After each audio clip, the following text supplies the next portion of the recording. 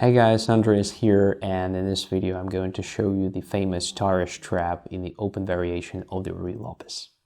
So after e4, e5, knight to f3 and knight to c6, white plays bishop to b5, entering the Ruy Lopez or Spanish game. Then after a6, bishop to a4, knight to f6 and castling.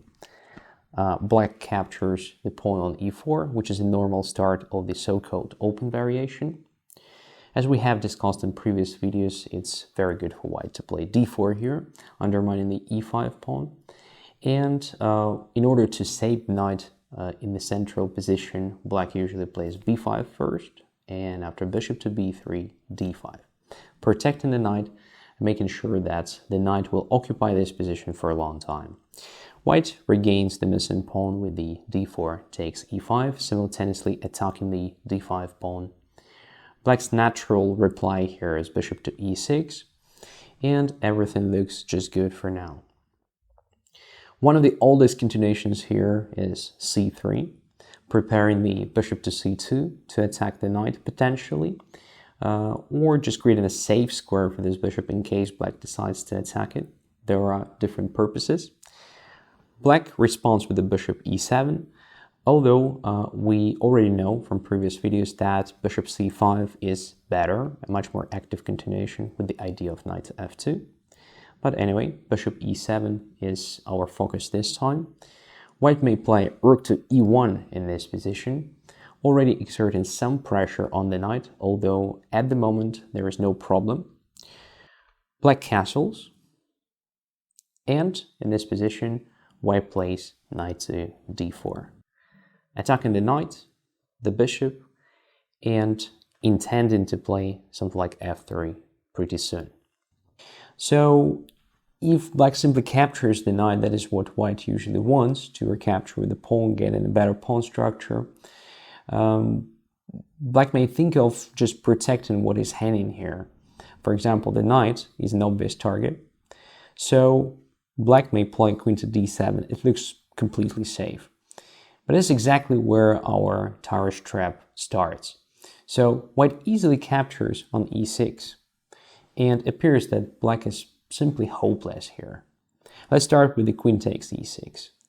After this move, white may obviously take on d5, and after bishop takes d5, black's only chance is to pin the bishop with the rook a to d8 or rook f to d8 move. And after something like bishop captures e6, rook captures on d1, and rook takes on d1, and f takes on e6, white has the extra exchange. After something like bishop to e3, position should be gradually winning. But what has the even better option against queen to e6? Let's get back to it.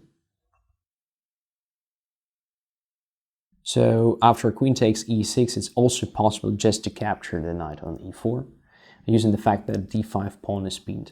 So if black responds with d takes e4, then white simply captures the queen, and it's all over.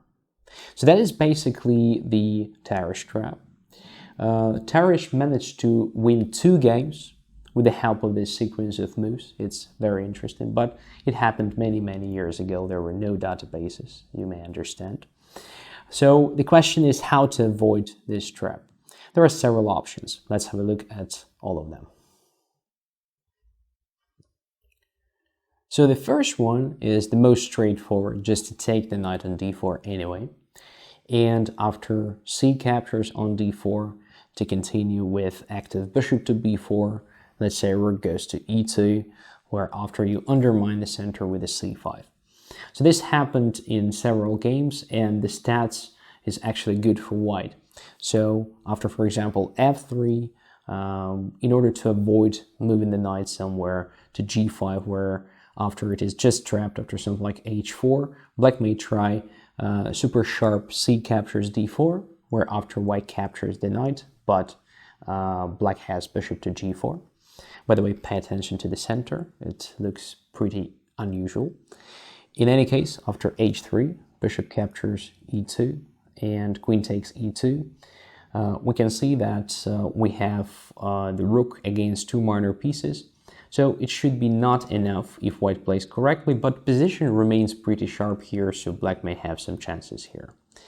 Black has another interesting option, which looks even more interesting, in fact, so let's have a look at that as well. So black may think of taking on e5. Actually, the main idea behind rook to e1 was to control the e-file. So at very first glance, after knight captures on e5, white may win a piece with the f3 move, but it's not so simple, in fact. So black just plays bishop to d6, protecting the knight on e5, so if white doesn't capture the knight on e4, the next move will be with the knight e4 somewhere, and black will have material advantage. So capturing the knight is natural here. Black may continue with the interesting bishop to g4 move, attacking the queen. And after queen to d2, for example, bring his queen to h4. So as you can see, black is a minor piece down, but white is underdeveloped, and black starts a serious attack on the king side, which looks pretty abandoned here. So c5 is coming as well. There are some threats to h2. If white decides to cover this diagonal with the g3 move, then queen steps back to h5. And you can see that g3 led to weakening of the light square complex around the king.